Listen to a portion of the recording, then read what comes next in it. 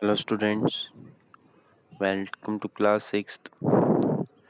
इस वीडियो में हम चैप्टर 4 स्टार्ट कर रहे हैं, दैट इज़ मैप्स।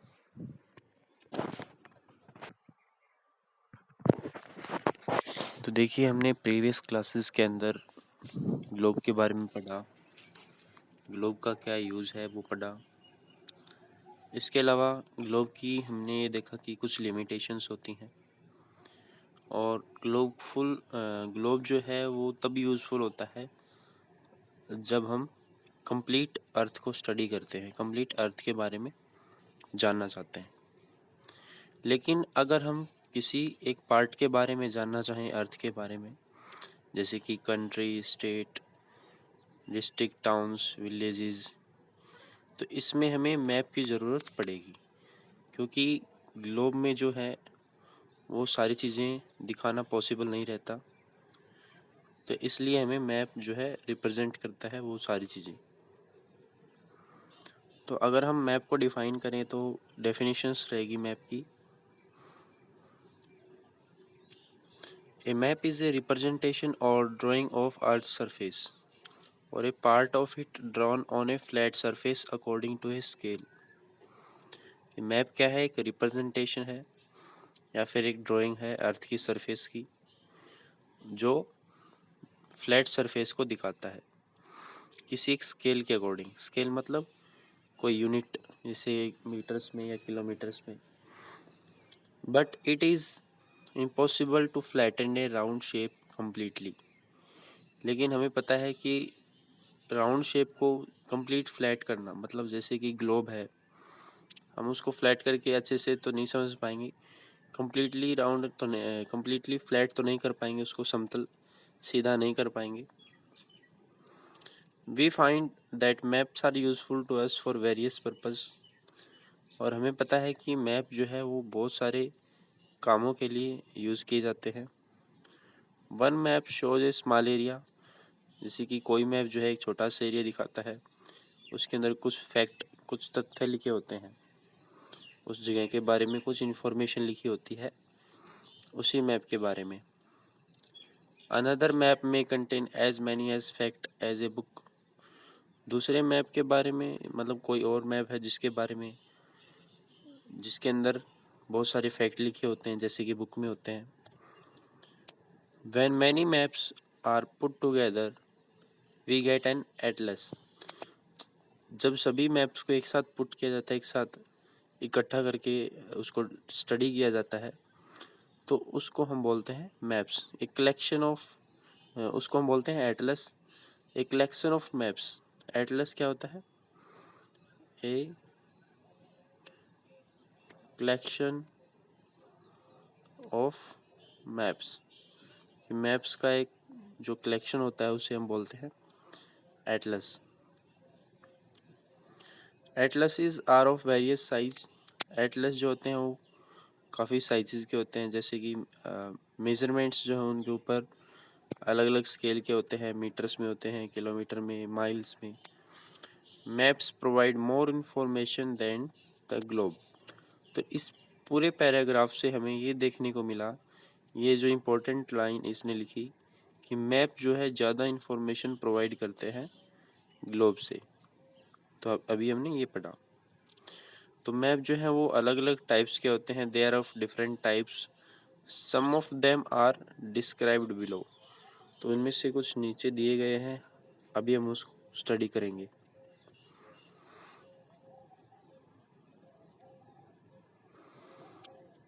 सबसे पहला है फिजिकल मैप।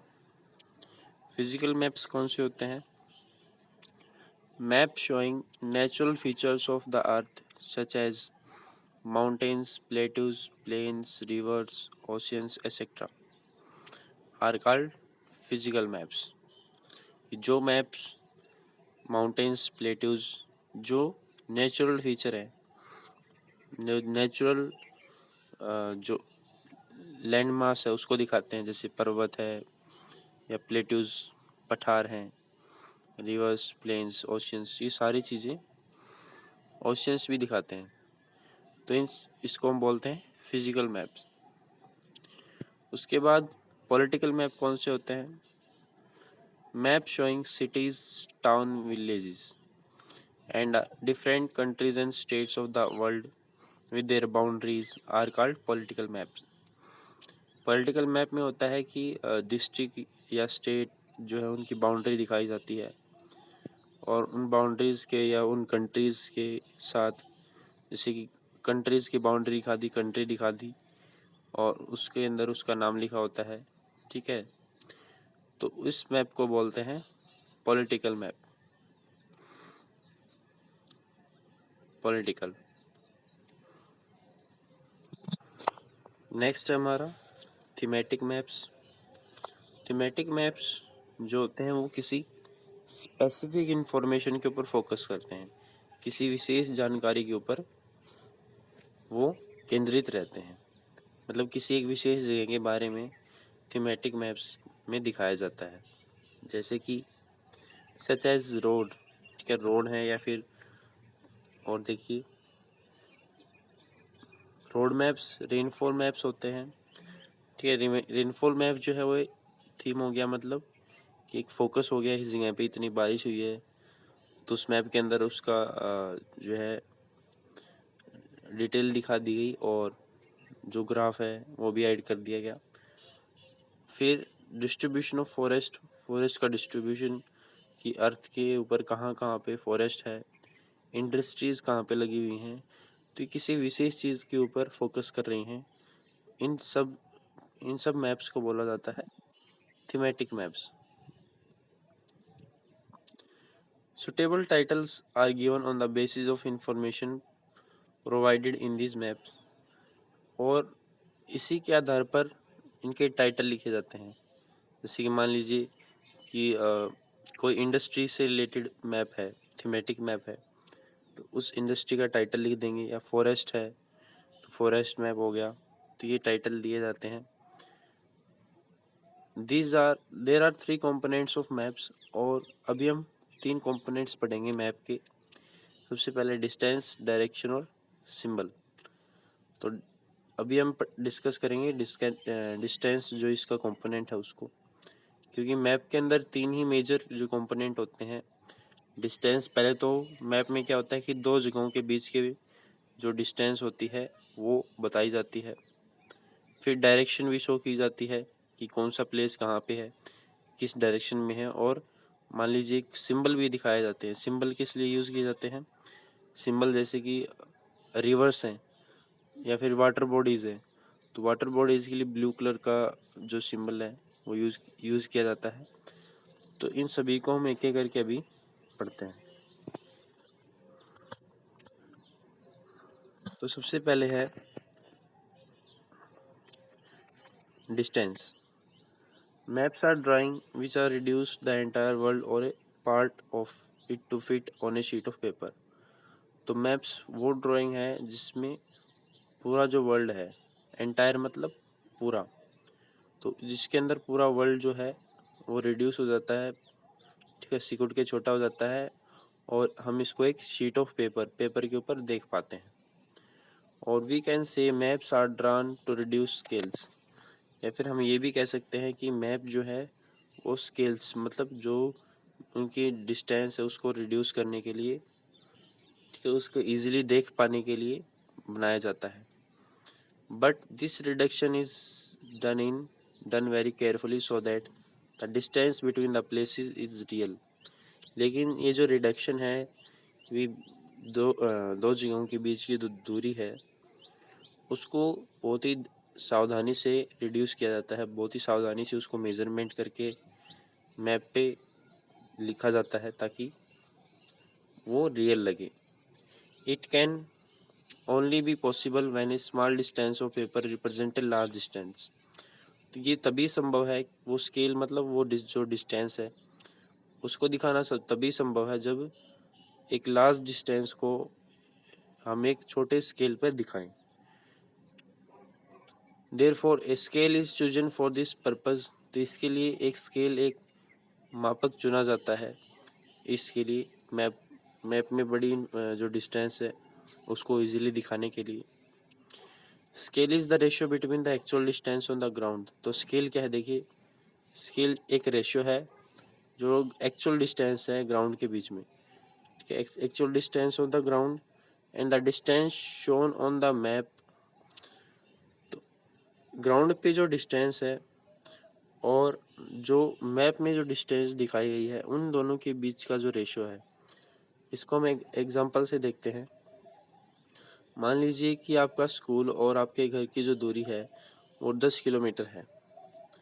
तो अगर आपको मैप में दिखाना हो 10 किलोमीटर, तो आप मैप में 10 किलोमीटर ड्रॉ नहीं कर सकते, लेकिन इसको आप यूनिट मान सकते हो। जैसे distance by 2 centimetre on a map, it means 1 centimetre of the map will show 5 kilometre. कि 10 किलोमीटर को आप है ना मैप अपने पेपर के ऊपर आप 2 सेंटीमीटर की लाइन खींच लीजिए। तो ये तो रियलिटी में तो वैसे 10 किलोमीटर है डिस्टेंस, लेकिन आपने इस स्केल को छोटा कर दिया, 2 किलोमीटर कर दिया, ठीक है। इसका मतलब ये है कि 2 किलोमीटर में 2 सेंटीमीटर की जो डिस्टेंस है वो बना लीजिए, तो 2 सेंटीमीटर में 10 किलोमीटर आ जाएंगे और 1 में 5 किलोमीटर। तो इस तरीके से हम शो कर सकते हैं मैप के अंदर।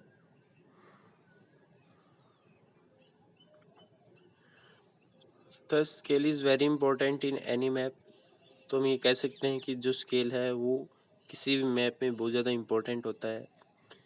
If you know the scale you will able to calculate the distance between any two places on a map. अगर आपको स्केल पता है तो आप किसी भी दो प्लेसेस के बीच की जो डिस्टेंस है वो आसानी से कैलकुलेट कर सकते हैं। When large areas like continent or countries are shown on a paper, then we use a small scale. तो जब बड़े देश जैसे या फिर कॉन्टिनेंट्स हैं, महाद्वीप है, उसको पेपर पे दर्शाया जाता है, तो उस टाइम पे स्मॉल स्केल यूज़ किया जाता है। स्मॉल स्केल मतलब कि उसमें बहुत बड़ी यूनिट को भी बिल्कुल छोटी यूनिट में दिखाया जाता है। जैसे फॉर एग्जांपल 5 सेंटीमीटर, ठीक है, 5 सेंटीमीटर की जो डिस्टेंस है पेपर के ऊपर वो दिखाती है 500 किलोमीटर की। तो इसलिए इसको बोला जाता है स्मॉल स्केल मैप, क्योंकि ये बड़ी यूनिट को बहुत ही छोटी कर देता है। When a small area like your village or town is to be on paper, then we use a large scale that is 5 centimetre. तो स्मॉल एरिया होते हैं जैसे कि गांव या कोई कस्बा, जब उसको पेपर पे दिखाना हो तो अब हम लार्ज स्केल यूज़ करते हैं, ठीक है। लार्ज स्केल में क्या होता है कि जैसे दो शहरों के बीच की दूरी 500 मीटर है, या फिर स्कूल या किसी हॉस्पिटल के बीच की जो दूरी है वो 500 मीटर है, तो उसके लिए हम 5 सेंटीमीटर का स्केल लेंगे। तो है तो ये लार्ज स्केल, इसके कंपैरिजन में 500 मीटर लार्ज है, ठीक है। तो इसलिए इसको लार्ज स्केल मैप बोलेंगे। Large scale maps give more information than small scale map. जो लार्ज स्केल मैप होते हैं वो ज़्यादा जानकारी देते हैं किसके कंपैरिजन में, स्मॉल स्केल मैप के कंपैरिजन में, क्योंकि जो स्मॉल स्केल मैप होता है वो बड़ी यूनिट को बहुत ही शॉर्ट कर देता है। जैसे दो देशों के बीच की दूरी दिखानी है, तो उन दोनों देशों के बीच की जो डिस्टेंस है वो तो स्मॉल स्केल मैप से हम दिखा देंगे, लेकिन उनके बीच की जो इन्फॉर्मेशन है, जैसे बीच में क्या क्या आता है, हॉस्पिटल, स्कूल, रोड, वो सारी चीज़ें तो हम नहीं दिखा सकते स्मॉल स्केल मैप में। लेकिन लार्ज स्केल मैप में हम क्या दिखा सकते हैं कि अगर मान लीजिए कोई शहर है, दो शहर आपस में 1 किलोमीटर की ही दूरी पर है, ठीक है, या फिर 1 किलोमीटर को हम लिख लेते हैं 1000 मीटर की दूरी पे है, ठीक है। तो इसको हम 10 सेंटीमीटर बना लेंगे यूनिट के हिसाब से। तो 1000 मीटर में हम काफ़ी सारी चीज़ें दिखा सकते हैं 10 सेंटीमीटर का स्केल बना करके। तो 10 सेंटीमीटर में हम ये दिखा देंगे यहाँ पे पार्क है, यहाँ पे स्कूल है, यहाँ पे हॉस्पिटल है। तो इसलिए ईजी होता है लार्ज स्केल मैप से इंफॉर्मेशन कलेक्ट करना। आगे हमारे पास दो कंपोनेंट बचे हैं, एक है डायरेक्शन और दूसरा है सिंबल। तो इन दोनों कंपोनेंट्स को हम नेक्स्ट पार्ट में आगे कंप्लीट करेंगे।